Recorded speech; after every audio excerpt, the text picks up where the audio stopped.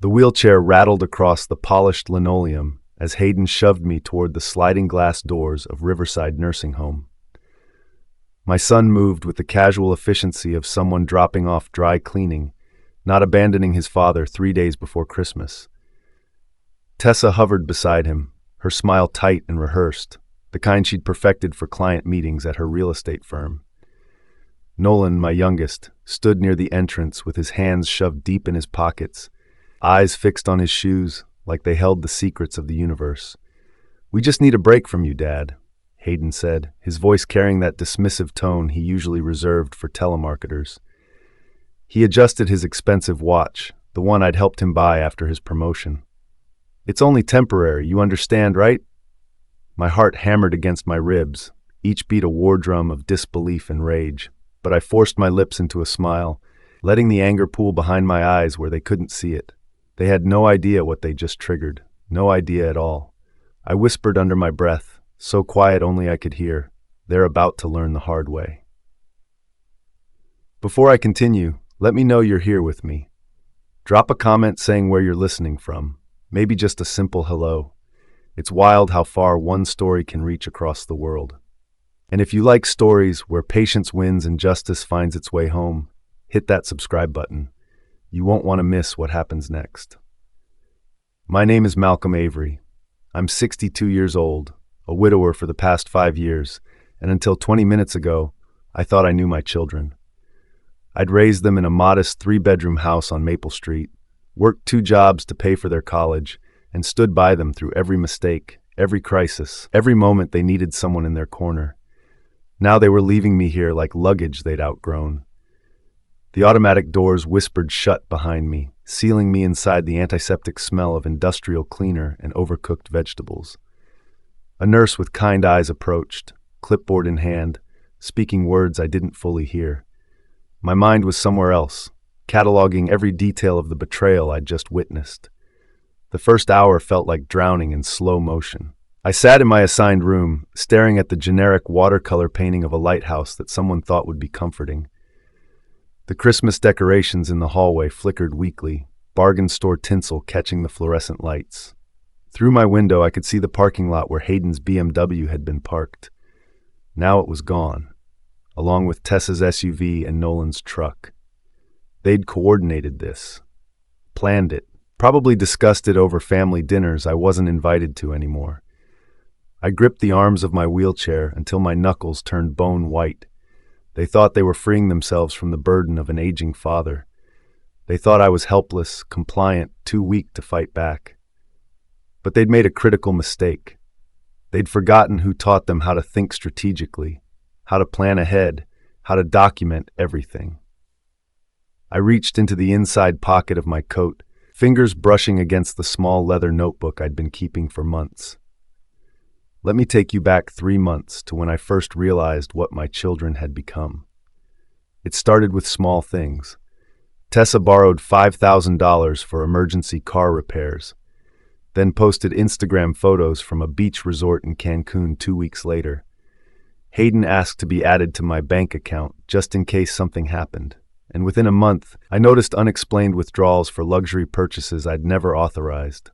Nolan, sweet Nolan, who'd always been the sensitive one, had quietly maxed out the credit card I'd given him for genuine emergencies, spending it on cryptocurrency investments that crashed spectacularly. At first, I made excuses for them. They were stressed, they were going through tough times, they'd pay me back. But then I started paying attention, really paying attention. I began documenting every conversation, every request for money, every lie they told. I kept receipts, bank statements, text messages. I built a timeline of their deception, watching it grow like a cancer. The turning point came 6 weeks ago. I'd invited all 3 of them to Sunday dinner, like I used to do when their mother was alive. They showed up late, distracted, checking their phones constantly. Over pot roast and mashed potatoes, Hayden mentioned he was looking at investment properties. Tessa talked about upgrading to a bigger house. Nolan rambled about starting a business. None of them asked how I was doing. As they were leaving, I overheard Hayden whisper to Tessa in the kitchen, "When are we going to talk to him about the assisted living thing? I can't keep dropping everything to drive him to appointments." Tessa responded.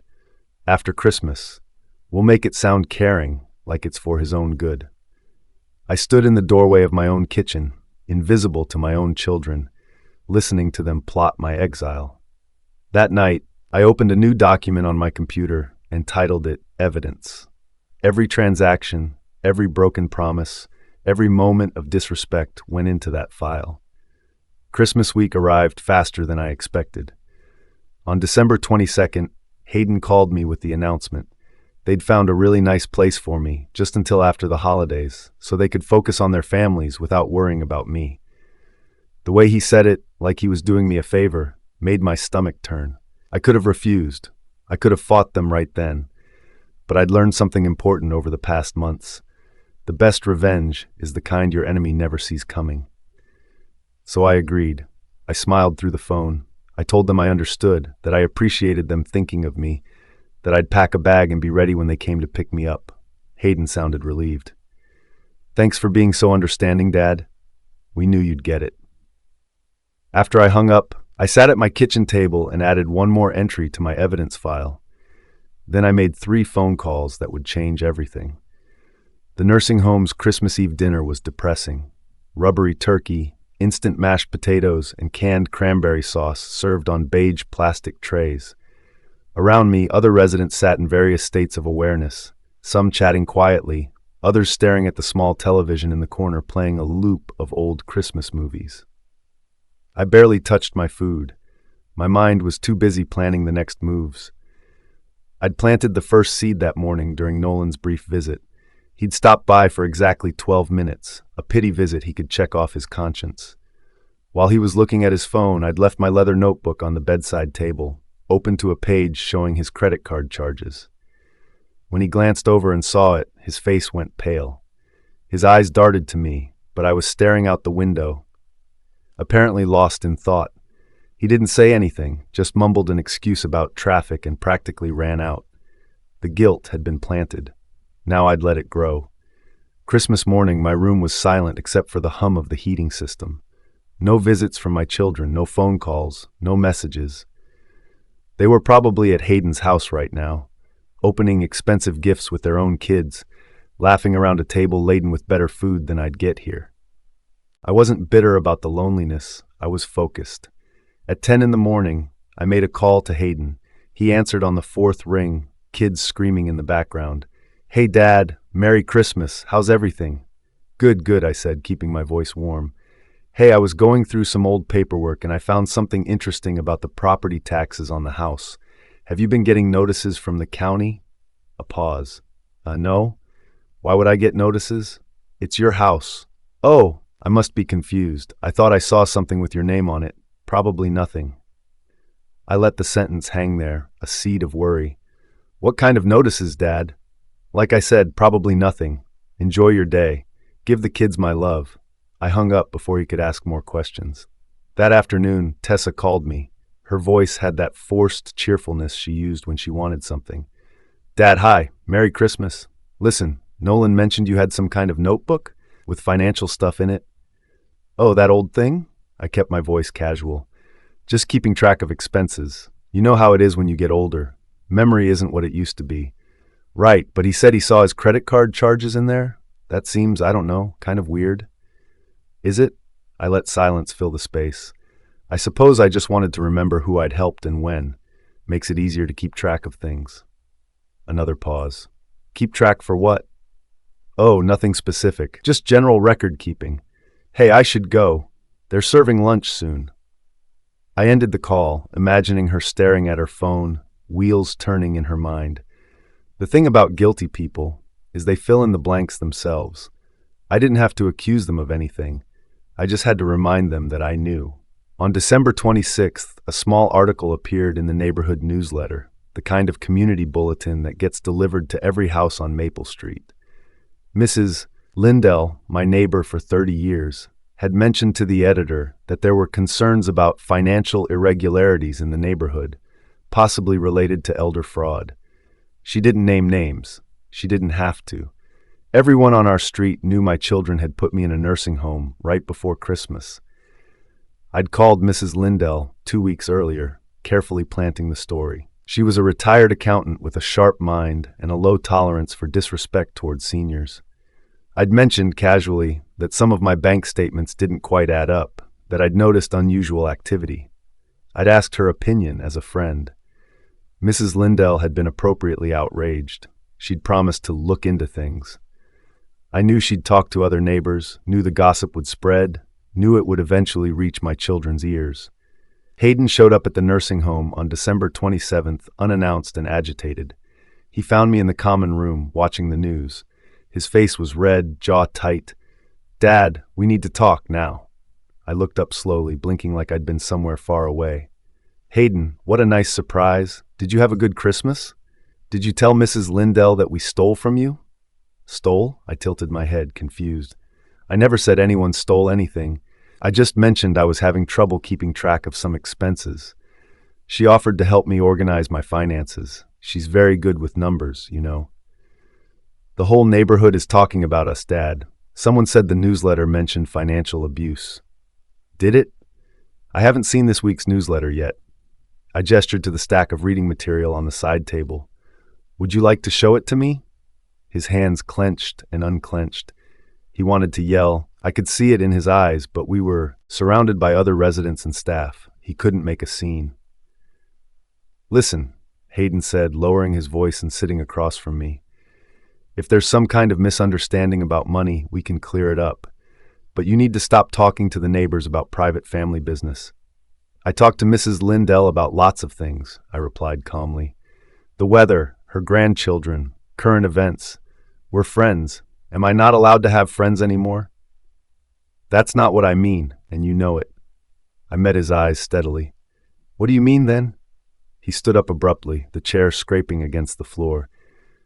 "Just be careful what you say to people, Dad. You wouldn't want anyone to get the wrong idea about our family." After he left, I sat quietly, a small smile playing at the corners of my mouth. The panic was setting in. Good. Let them sweat. That evening, I received a text from Tessa. "Dad, can we please talk about whatever's going on? I'm worried about you." I didn't respond immediately. Let her worry a little longer. New Year's Eve arrived with unexpected snow. Through my window, I watched the flakes drift down, coating the parking lot in white. Most of the staff had the night off, leaving a skeleton crew to watch over us. The residents who were still aware enough to care watched the ball drop on television at midnight, their paper party hats looking sadder than festive. I spent the evening reviewing my documentation. Every bank statement, every text message, every receipt was organized in chronological order. The story they told was damning. 3 adult children systematically draining their father's resources while planning to institutionalize him to avoid responsibility. But I had more than just financial records. I had something they didn't know about, something I'd been building for the past year, a safety net, a backup plan, the kind of thing a man builds when he suspects his children might not have his best interests at heart. I'd transferred the deed to my house into a living trust with very specific conditions. I'd moved the bulk of my savings into protected accounts they couldn't access, and I'd documented everything with the help of a lawyer they'd never met. January 2nd brought Nolan to my door, looking miserable. He slumped in the visitor's chair, hands hanging between his knees. "Dad, I need to tell you something." I waited, saying nothing. "The credit card thing. I messed up. I was trying to make some fast money with crypto, and it all went south. I was going to pay you back, I swear. I just needed time." "How much time?" I asked gently. "I don't know. Maybe 6 months? A year? I'm working on it." He looked up at me with those same eyes he'd had as a little boy when he broke something and hoped I wouldn't be too mad. "Are you going to tell Hayden and Tessa? Do they know you maxed out the card?" "No. They think I'm doing fine." I nodded slowly. "Your secret's safe with me. But Nolan, can I ask you something?" "Sure." "Whose idea was it to put me in here?" His face colored. "It was Hayden, mostly. But we all agreed it made sense. You've been having those dizzy spells and we were worried. I had one dizzy spell 4 months ago. The doctor said it was low blood sugar." "Yeah, but still, you thought it would be easier not to deal with me." He couldn't meet my eyes. "That's not fair, isn't it?" I kept my voice soft, non-accusatory. The truth didn't need volume. After Nolan left, I made a call to my lawyer, Richard Chen. We'd known each other for 15 years, since he'd helped me with my wife's estate. Richard had been the one to suggest the living trust when I'd explained my situation. "Malcolm, how are you holding up in there?" His voice was warm, professional. "Better than my children think. Are the documents ready?" "Everything's prepared. The trust is ironclad. The house, the accounts, all of it protected. They can't touch any of it without going through proper legal channels, which means they'd have to prove you're mentally incompetent." "Which I'm not. Which you very clearly are not. I've included the cognitive assessments from your doctor, the financial records showing you've been managing everything perfectly, even the testimony from the nursing home staff saying you're sharp as a tack." "Good. Now the next phase. Are you sure about this, Malcolm? Once we initiate this, there's no going back." I thought about Christmas morning, alone in a nursing home while my children celebrated without me. "I'm sure. Then I'll file the paperwork this week." January 5th. Tessa arrived with a fruit basket and false concern. She perched on the edge of the visitor's chair, perfectly dressed in her business casual, makeup flawless. "Dad, I've been doing some thinking. Maybe we moved too fast with this whole nursing home thing. Maybe you'd be more comfortable in your own house." "What changed?" I asked, genuinely curious. "Well, I've been talking to Hayden, and we both feel bad about how this happened. It was the holidays. Everyone was stressed. We weren't thinking clearly. And the fact that Mrs. Lindell is asking questions around the neighborhood has nothing to do with this change of heart." Her smile faltered. "I don't know what you mean." "Don't you?" I leaned back in my wheelchair. "Tessa, you're my daughter. I've known you for 34 years.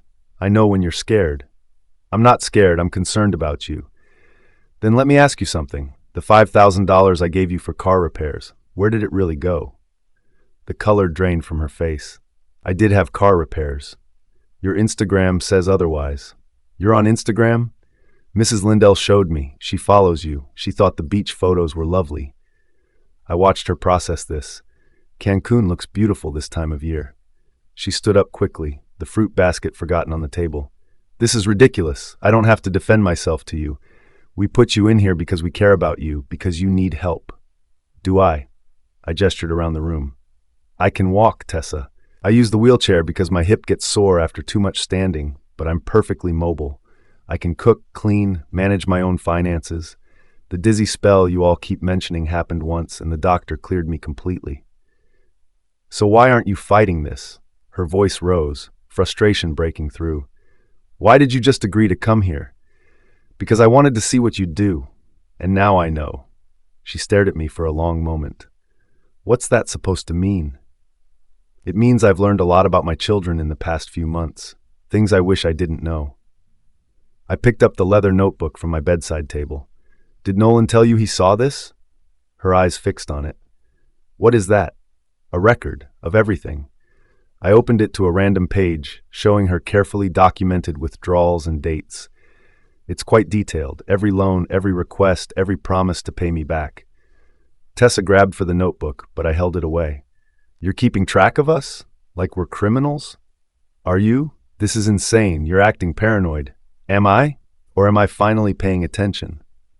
I closed the notebook. "You can go now, Tessa. Thank you for the fruit."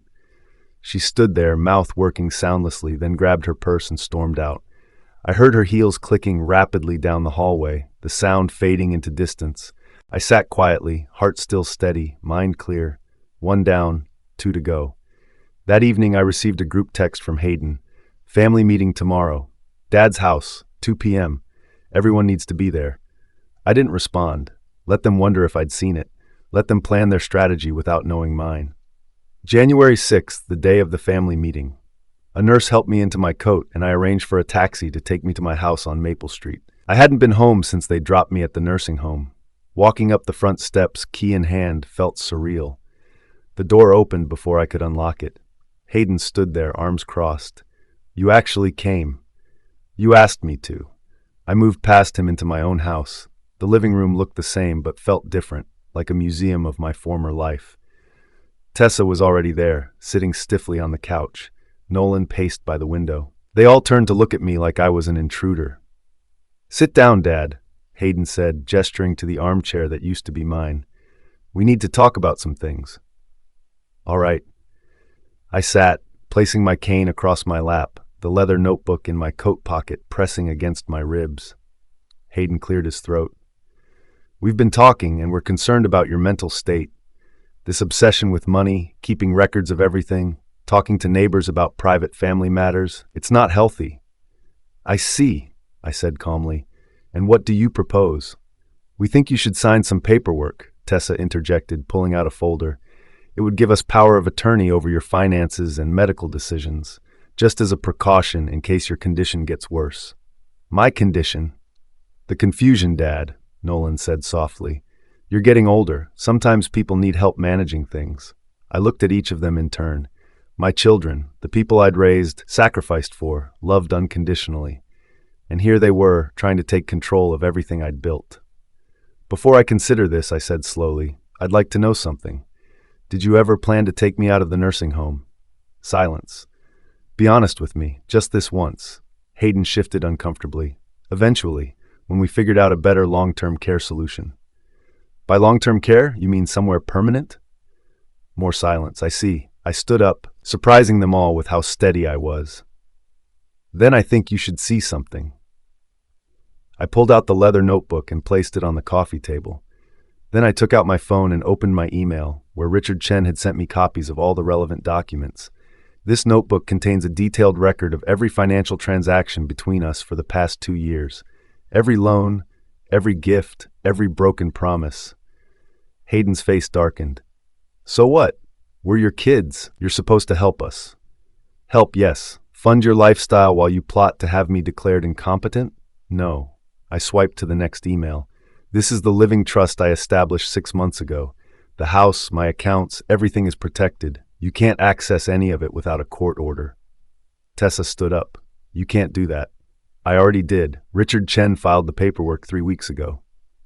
I looked at Nolan. "The credit card you maxed out, it's documented here, along with the crypto investments that lost $12,000 of my money." Nolan's face went white. "Tessa, your beach vacation? Documented. The second loan you never paid back? Documented. Hayden, the investment property you bought with money withdrawn from my account without permission? Very thoroughly documented." "This is blackmail," Hayden said through clenched teeth. "No, this is accountability. You want me to sign over power of attorney? I want you to pay back every dollar you've taken from me. Every single dollar with interest." "That's insane. We don't have that kind of money." "Then you'll figure it out the same way I figured out how to raise 3 children on a teacher's salary while your mother was sick." I picked up the notebook. "I also have something else. Testimony from Mrs. Lindell and 4 other neighbors who witnessed your neglect. Statements from my doctor confirming I'm cognitively sound. Records from the nursing home staff saying I'm perfectly capable of self-care." I opened the folder Tess had brought and pretended to read the power of attorney paperwork. "You know what this looks like? Elder abuse, financial exploitation. If I wanted to, I could take this to the police right now." The room went silent except for the ticking of the old grandfather clock in the corner. "But I'm not going to do that," I continued, watching their faces carefully, "because despite everything, you're still my children. Here's what's going to happen instead." I sat back down in my armchair, taking my time, letting the silence stretch until it became uncomfortable. Hayden was breathing hard through his nose. Tessa had gone pale. Nolan looked like he might be sick. "First, you're going to take me back to the nursing home right now and check me out properly. Not because you want to, but because keeping me there against my will when I'm perfectly capable is illegal. Second, starting tomorrow, each of you will meet with Richard Chen individually to set up payment plans for everything you owe me." "Dad, please," Nolan started. "I'm not finished." My voice was sharp enough to cut. "Third, you'll sign agreements acknowledging these debts, legal documents that can be enforced if you default. Fourth, there will be no more access to my accounts, my credit cards, or my financial information. Everything goes through Richard from now on." Tessa's hands were shaking. "You're really going to make us pay back every cent? We're family." "Exactly. We're family, which is why you should never have treated me like a burden you could discard." I stood up slowly, deliberately. If we weren't family, I'd have called the police already.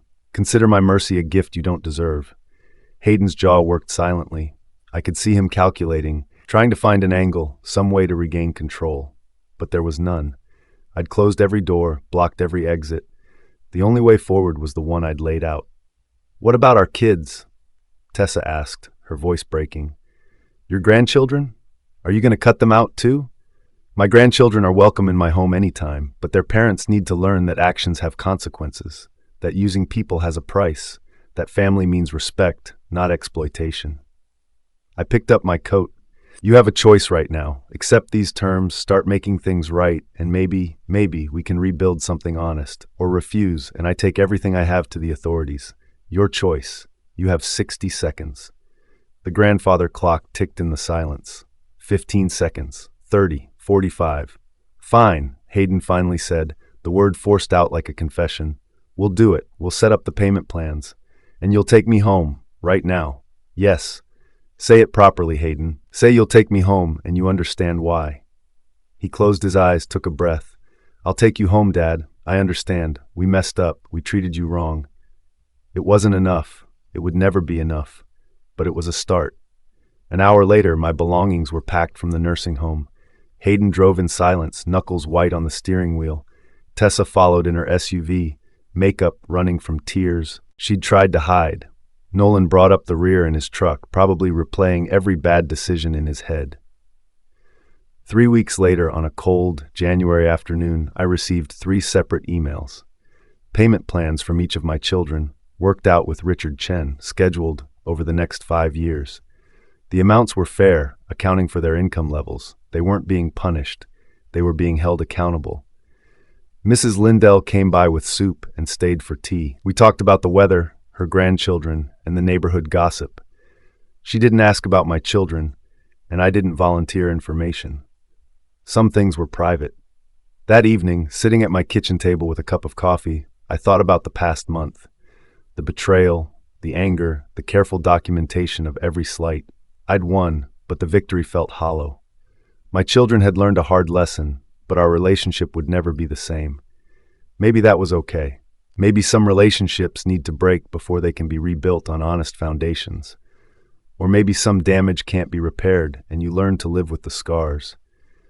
I opened my laptop and closed the evidence file permanently, saving it to an external drive I locked in my safe. I wouldn't need it anymore unless they failed to keep their promises. But I had a feeling they wouldn't. Fear is a powerful motivator, and they were very afraid now.